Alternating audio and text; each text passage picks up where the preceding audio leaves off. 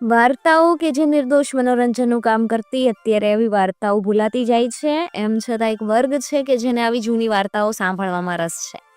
Hello દોસ્તો, હું છું વૈશાલી અને મુખ પાટીની લોક વાર્તાઓમાં આજે આપણે એક સરસ મજાની વાર્તા સાંભળવાના છીએ. વાર્તાની અગાઉનો ભાગ આપણે સાંભળી લીધો છે કે એક શેઠ હતા અને એ શેઠ છે એની ઉપર પરિસ્થિતિઓ ખરાબ આવતા એ કમાવા માટે નીકળી જાય છે અને આગળ શું શું થાય છે આપણે અગાઉના વિડીયોમાં જોયો. એની લિંક હું તમને ડિસ્ક્રિપ્શન બોક્સ અને આઈ બટનમાં આપું છું, કારણ કે વિડીયોનો આ ભાગ સાંભળો એની પહેલાં એ ભાગ જરૂરથી સાંભળી લેજો, જેથી વાર્તા સાંભળવાની તમને વધારે મજા આવશે. છેલ્લે આપણે જોયેલું કે બે બહેનોને શેઠે વાતો કરી અને પોતાનો જીવ બચાવ્યો. ત્રીજી જે સૌથી નાની બેન છે એ નાની બેન જ્યારે શેઠની પાસે આવે છે ત્યારે શેઠ શું વાર્તા કહી એને મનાવી શકશે કે પછી વાર્તામાં કોઈ નવો પડાવ આવશે એ હવે આગળ જોઈએ. નાની બેને રતન માગેલા ને શેઠે ના પાડી. પછી શેઠે કીધેલું કે મને મારીને રાજા જેમ પોપટને મારીને પસ્તાયેલો ને એમ તું ન પસ્તાય ને તો મને કહેજે. નાની બેને પૂછ્યું કે પોપટને મારીને રાજા કેમ પસ્તાયેલો એ વાત તો કર. શેઠ કે એક હતો રાજા, એને પંખી પાળવાનો ભારે શોખ. ભાત ભાતના પંખી એને પાળેલા, પણ એમાંય એને પોપટ ઉપર ભારે પ્રેમ. એક વખત પોપટને પોતાના ખંભે બેહાડી રાજા દાદાન કરી રહ્યા હતા. ત્યાં ઉપર આકાશમાંથી ઉડતું ઉડતું પોપટનું એક ટોળું નીકળ્યું. ટોળાને જોઈને પોપટ બોલ્યો, રાજા સાહેબ, આપ રજા આપો તો થોડા દિવસ મારા ભાઈઓ સાથે રહી આવું, થોડા દિવસમાં પાછો આવતો રહીશ. રાજા કે ભલે જા. પોપટ તો પોતાને દેશ હાલ્યો. થોડા દિવસ ભાઈ બહેનો સાથે આનંદ કરીને પાછો ફર્યો. ત્યારે પોતાની સાથે નંદનવનમાંથી એક અમૃત ફળ લેતો આવ્યો. રાજાને તે ભેટ આપતા કીધું કે રાજા, જે આ કોઈ અમર ફળ ખાય એની જુવાની પાછી આવે અને એ અમર થઈ જાય. રાજા અમર ફળ જોઈ અને રાજી રાજી થઈ ગયો. એને થયું કે હું અમર ફળ ખાઉં તો એકલો અમર થઈ જાઉં અને મારા રાણી રહી જાય. રાણીજી ખાય તો હું રહી જાઉં. એ કરતા તો અમર ફળ બાગમાં વાવું. જ્યારે એના ઉપર ફળ બેસે ત્યારે હું તો હું પણ મારી આખી પ્રજા એ ફળ ખાય છે અને અમર થશે. આમ બિચારી રાજાએ ફળ માળીને દઈ દીધું. થોડાક વખતમાં બાગમાં અમર વૃક્ષ ઉગ્યું.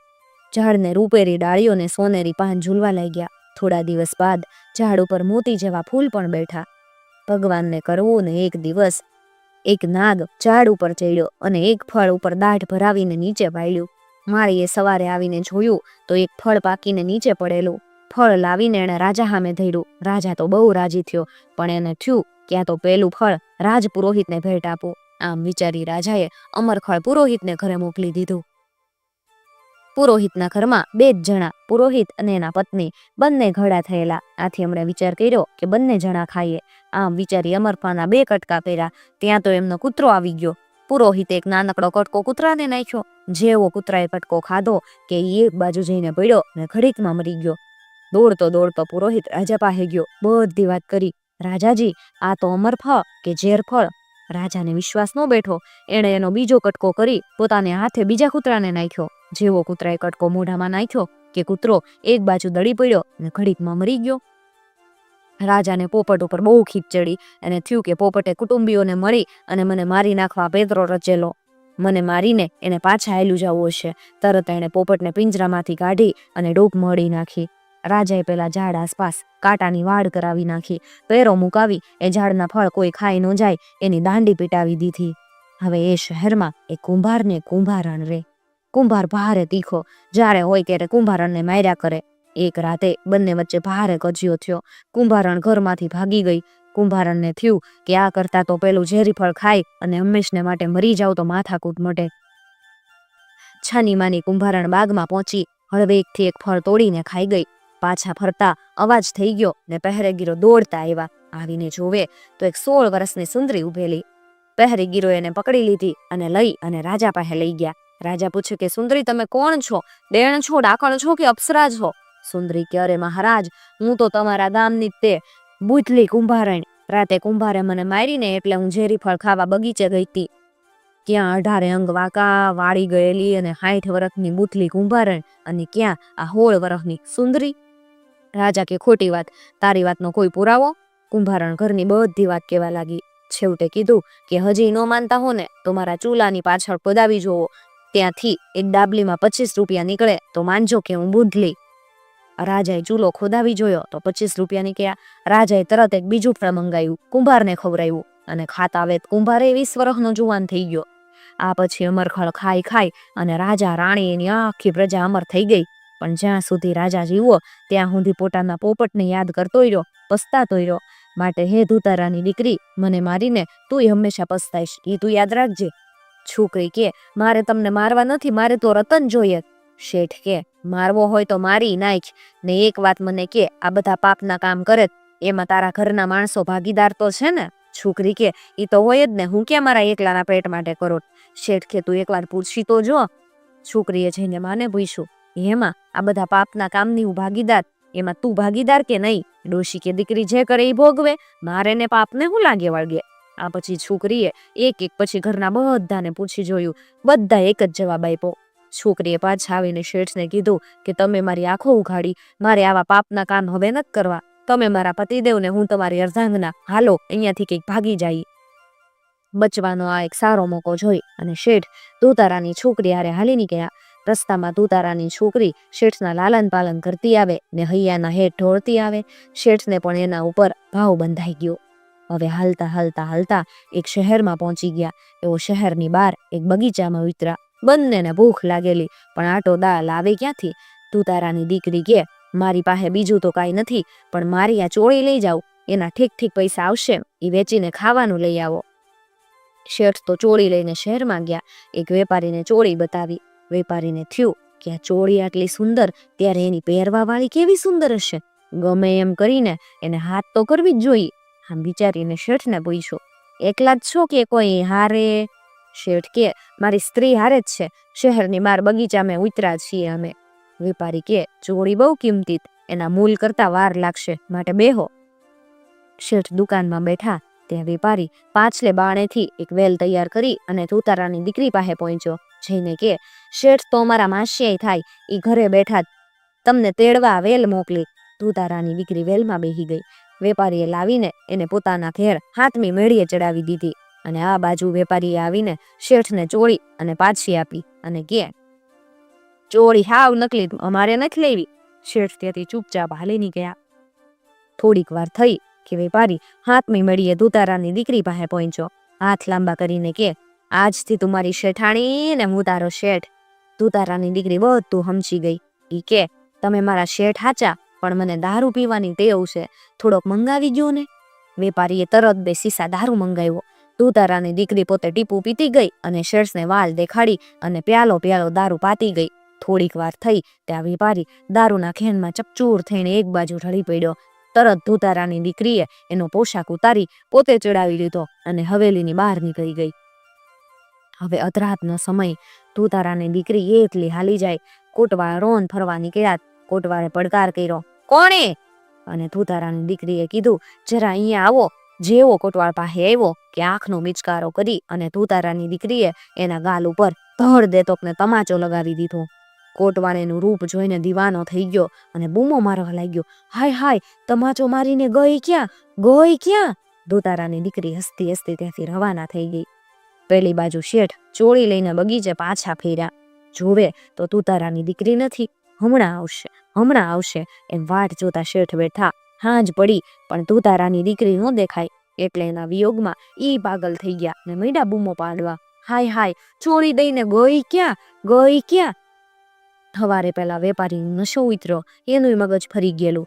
જોવે તો પાસે ધુતારાની દીકરી નથી, એટલે ઈ રાયડો મીડો નાખવા, હાય હાય, પ્યાલા ભરીને દેતી હતી, ગઈ ક્યાં, ગઈ ક્યાં? હવે ધુતારાની દીકરી તો આવવા ચાલી જાય.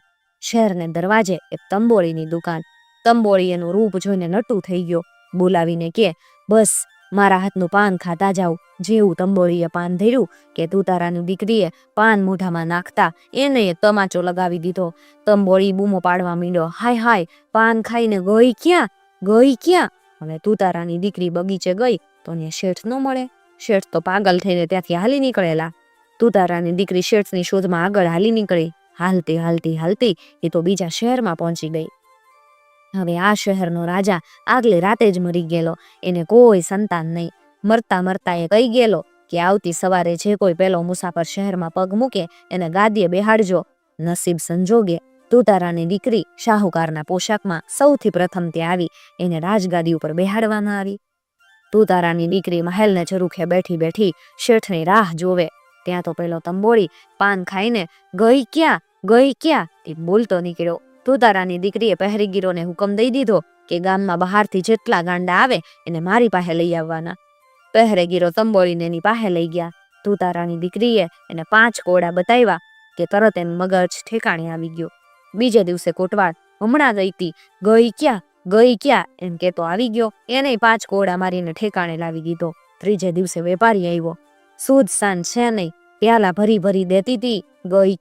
ગઈ ક્યાં એમ બોલતો જાય ને હાલ્યો જાય. તુતારાની દીકરીએ એને 12 કોરડા લગાવ્યા અને મોઢે મસ્ત ચોપડી અવળે ગધેડે બેહાડીને આખા શહેરમાં ફેરવો અને એની શાન ઠેકાણે આવી ગઈ. મોં હંતાડતો ઈ પોતાના ગામ ભણી ભાગી ગયો. હવે ચોથે દિવસે શેઠ આવી ગયા. મોઢું સૂકું ખંખ થઈ ગયેલું, હાવ ધ્યાન ભંગ, કાંઈ ધ્યાન બાન નહીં, હાલ્યા જાય ને બોલતા જાય. ચોળી દઈને ગઈ ક્યાં. તુતારાની દીકરીએ એને મહેલમાં તેડાવી લીધા. શેઠને તો નવરાવી ધોવરાવી જમાડવા બેહાડ્યા, પણ શેઠ જમે નહીં. તુતારાની દીકરીએ ધીમે ધીમે પોતાની બધી વાત કરી. જેમ જેમ વાત કરતી ગઈ એમ શેઠનું મગજ ઠેકાણે આવતું ગયું. તુતારાની દીકરી કે જોવો, હું અહીંની રાજા થઈ ગઈ, કોઈને વાત કરતા નહીં કે હું સ્ત્રી છું, ખાઓ પીઓ મોજ કરો. હવે એક દિવસ બેઠી તુતારાની દીકરી વિચાર કરે કે આટલું થયું તોય શેઠે પોતાના રતન મને ન દીધા. કદાચ એ રતન એ શેઠાણીને દેવા વિચાર કરતા હશે.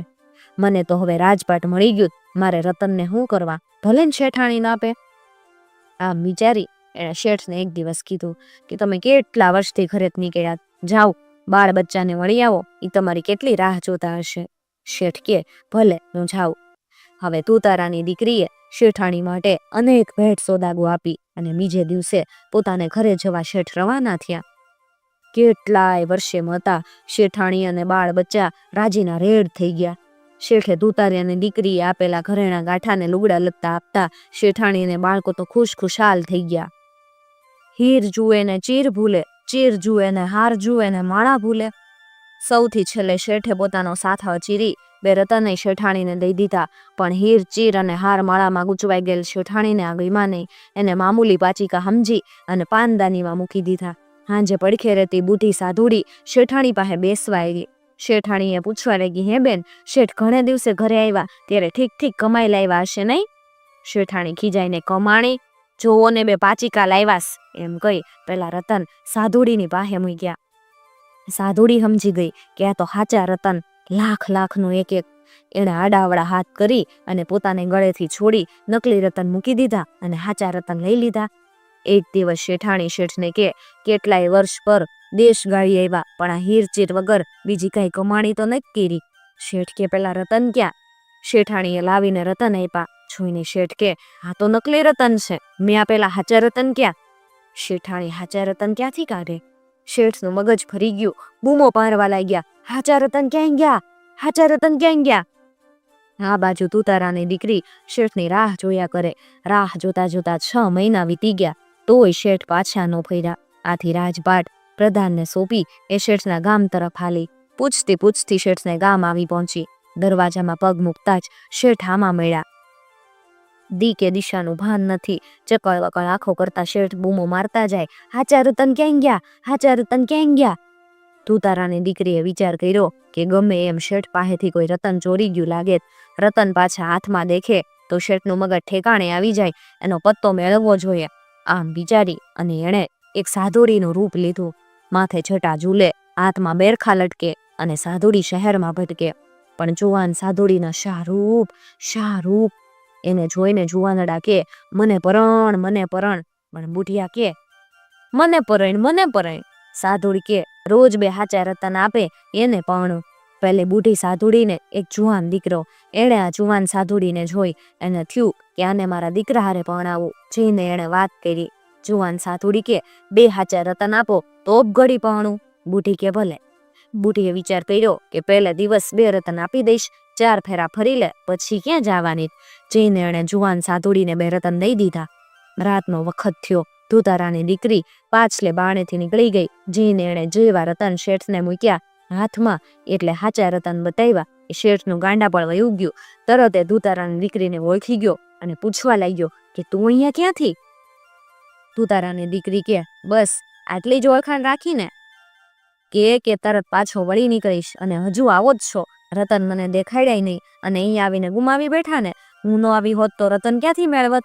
શેઠ કે ભૂલ થઈ ગઈ, એકવાર માફ કરી દે. ધોતારાની દીકરી થોડા દિવસ ત્યાં રોકાઈ. ઈ પછી શેઠ શેઠાણી બાળ બચ્ચા બધાને લઈ અને પાછી પોતાના રાજમાં આવી ગઈ. એક દિવસ પ્રધાનજીને બોલાવીને કે હું તો સ્ત્રી છું, આ મારા ખાવીન આજથી હવે એ રાજ્ય કરશે.